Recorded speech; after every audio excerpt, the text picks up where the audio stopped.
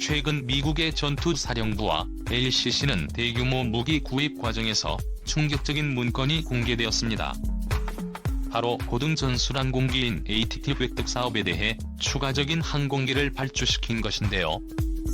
미국 공군협회가 발행한 에어매거진 보도에 따르면 미국 공군은 이번 사업을 통해 조종사의 전술 입문 훈련을 소화할 수 있는 신형 훈련기 400대를 도입할 예정이라고 밝혔습니다.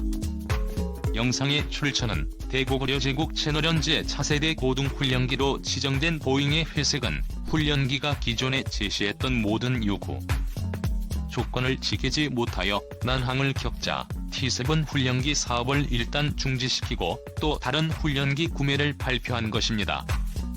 즉 과거에 아쉽게 탈락했던 한국산 훈련기의 가능성이 사실상 확실해진 상황이 온 것입니다.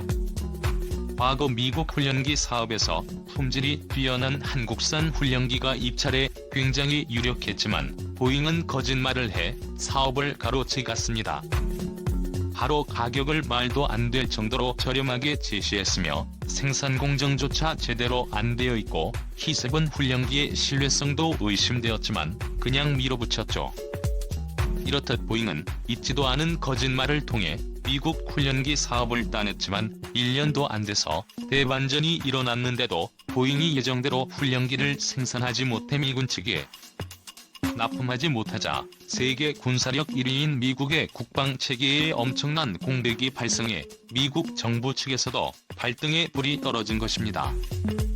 훈련기가 없다면 조종사를 육성하지 못하는 최악의 상황이 일어났는데요. 그렇게 미군이 채택한 보잉의 T7 훈련기는 훌륭하기는커녕 말썽만 일으키니 옆에서 지켜보던 미국 정부 측에서도 정신이 번쩍 들었겠지요. 특히 미 공군 관계자는 이번 사업이 기존 TX 사업을 수주한 시세 분해 파생형을 기다리는 것 아니냐는 질문에 대해 그것은 아니고 당장 요구 조건을 충족할 수 있는 모든 공급 업체에 기회가 열려있다고 화답했습니다. 모든 업체에 기회 열려있다. 이것은 굉장히 소름돋는 발언이죠. 예전부터 소문으로만 존재해왔던 한국산 훈련기 400대 미국 수출에 기정사실화되는 순간이었습니다. 통쾌한 한국의 역습이 시작되었는데요. 말 그대로 한국 항공우주산업의 경쟁사인 보잉의 삽질과 거짓말로 인하여 배려한 국산 T-50 훈련기에 수출 청신호가 다시 한번 켜지는 놀라운 상황이 펼쳐졌습니다.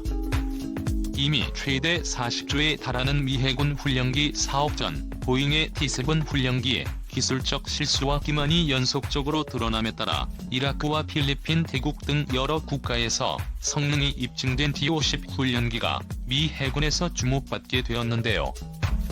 록히드 마틴은 보잉의 실수를 놓치지 않고 발빠르게 미 해군 훈련기 사업에 한국산 T-50 훈련기를 제공하겠다며 미 해군의 성능 요청 단계에서 요건을 충족시키기 위해 한국과 긴밀한 협업을 진행하겠다고 밝혔습니다.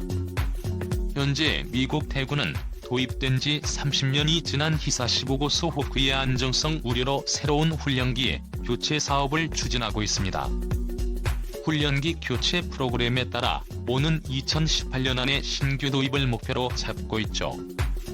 해당 사업은 미 해군 판TX 프로젝트로 불리며 사업 자체만으로도 총 10조 원이 넘는 대규모 사업입니다. 이후 추가로 판매 가능성 있는 판매 수량까지 합치면 300여 대에 가까운 해군용 훈련기를 판매할 수 있으며 판미를 성사시킨다면 매출 총액은 30조 원에서 40조 원을 넘을 것으로 추정되었습니다. 한편 보잉은 대체 어떠한 사업 죄를 저질렀길래 자기 혼자 알아서 고꾸라지고 있는 것일까요? 먼저 민항기 여객기 시장에서 보잉산 제품이 반복적인 문제를 일으킨 적이 있습니다. 해당 기종이 전량 회수당하기도 했는데 특히 새 훈련기에서도 유사한 문제가 일어나고 있죠. 바로 항공기 엔진과 기체의 신뢰성이 지적되고 있습니다. T-50 훈련기에 비해 보잉의 T-7 훈련기는 빠른 시간 안에 개발해야 사업을 따내야 한다는 압박감에 기체 신뢰성을 포기하다시피 날린 개발을 진행했습니다.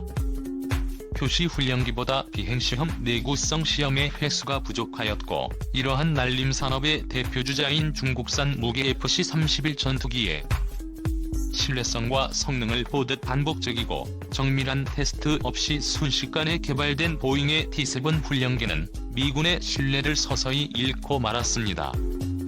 보잉의 지속적인 내줄로 인해 예정된 기간에 맞춰 T-7 훈련기가 하나도 공급되지 못했는데요. 상황이 이런데 보잉은 두 번의 약속을 모두 파기시켜버렸으니 전전궁금하는 게 당연합니다. 각종 기체 교란과 소프트웨어 문제가 터지고 있는데, 이와 별개로 최근 수년간 보잉은 민항력익기 분야에서도 비슷한 실수를 저질렀고 이를 은폐하려다가 엄청난 주가 하락을 겪었던 적이 있다는 점을 생각할 때 이러한 문제가 한방에 개선될 상황이 아니라고 생각합니다. 대고구려 제국TV 또한 보잉은 단 하락과 수요의 상승이 동시에 가능하다고 호언장담했지만 훈련기 분야에서 싼 게 비지떡인 건 세상의 진리라는 것을 또 한 번 보여줬습니다. 가격 면에서도 보잉의 발언과 다르게 한국산 TOC 훈련기보다 싸다는 가격에 창전기와 부품 가격까지 합하면 되려 비슷하거나 더욱 비싸져 버리는 사실까지 밝혀지며 미국 정부를 분노하게 만들었는데요. 이 소식을 듣자마자 록히드 마틴은 한국 항공우주산업과 손잡고 T-50 훈련기를 수주에 제안했습니다. 공식적으로 한국 항공우주산업과 미국의 록히드 마틴이 군사고기 동맹을 맺고 미 해군 훈련기 교체 사업에 당당히 출사표를 던졌습니다. 최근 군사무기 업계에 따르면 록히드 마틴과 한국이 현협력 개발한 T-50 훈련기로 미 해군 훈련기 교체 사업에 공식적으로 프로젝트를 가동시켰는데요. 이로써 과거 수주에서 아쉽게 탈락한 록히드 마틴이 미국 공군의 RF와의 발표 사흘 뒤에 사업 참가 의사를 공식적으로 밝힌 것입니다. 사실상 경쟁자가 존재하지 않는 한국산 P-50A가 가장 강력한 유력 후보로 부상했습니다. 한국산 훈련기는 가장 핵심적인 장점을 가지고 있죠. 정확한 설계 능력과 확실히 검증된 성능 신뢰성과 가격을 모두 갖추었습니다.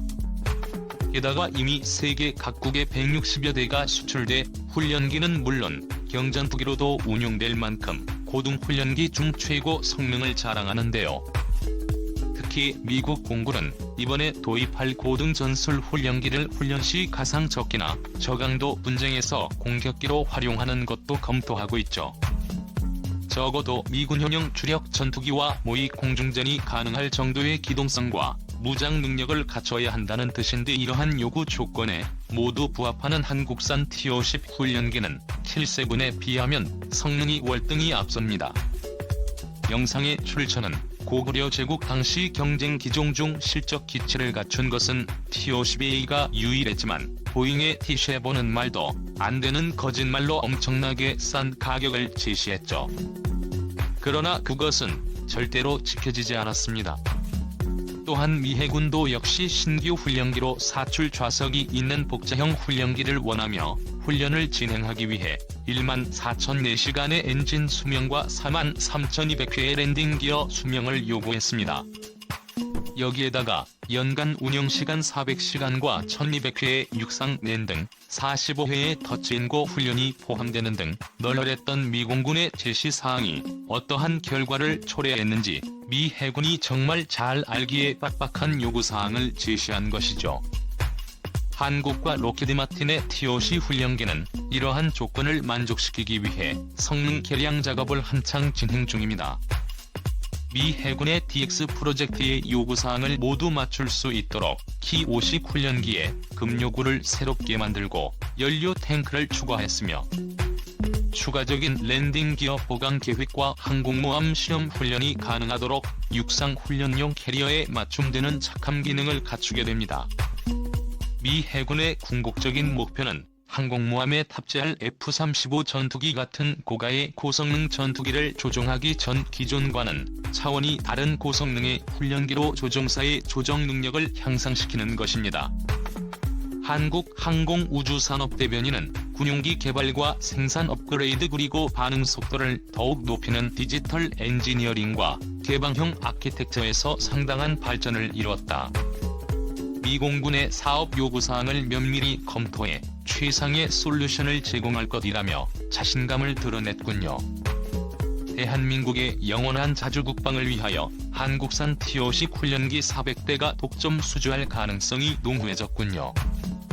영상의 정보가 유익하셨다면 구독과 알림 설정 진심으로 감사드립니다.